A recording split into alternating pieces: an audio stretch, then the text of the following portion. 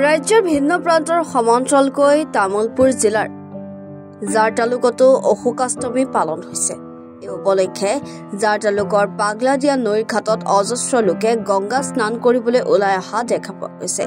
হিন্দু ধৰ্মাৱলম্বী লোকসকলে মৃতকৰ অস্থি বিসৰ্জনৰ পৰম্পৰা এনেদৰে কৰি আহিছে। প্ৰত্যেক বছৰে ইয়াত অহোকা অষ্টমী মেলা পালন কৰা হয় আৰু ইয়াত বিভিন্ন ধৰণৰ বহুত জিলাৰ পৰা আহি ইয়াত অস্থি সদন কৰে। তেওঁলোকৰ মৃত পৰিয়ালবৰ্গ আহি অস্থি সদায় আৰু পুণ্য দিন বুলি তিথি আজি গংগাৰ জল বোৱা বুলি মানুহসকলে বিশ্বাস কৰে। এইটো প্ৰত্যেক বছৰে চলি থাকিব। এইবাৰ 33 সংখ্যক। এই 33 সংখ্যকত এতিয়া ধৰক আপোনালোকে দেখিছে এইবিলাক মানুহ আহি ইয়াতে তেওঁলোকৰ অস্থি বিসৰ্জন দি কোন কোন জিলাৰ পৰা বনায়? এইটো বৰপেটা, নলবাৰী, বাক্সা, তামুলপুৰ আৰু বিভিন্ন ধৰণৰ পৰা আহি পেলাই ইয়াত অস্থিবিলাক সদন কৰে আৰু স্নান কৰে, গংগা স্নান কৰে তেওঁলোকে ইয়াত অস্থিবিলাক সদায়। আৰু এইটো চলি থাকিব। আৰু আমাৰ এখন মহামেলা চলি থাকে ইয়াতে দিনজোৰা কাৰ্যসূচীৰে।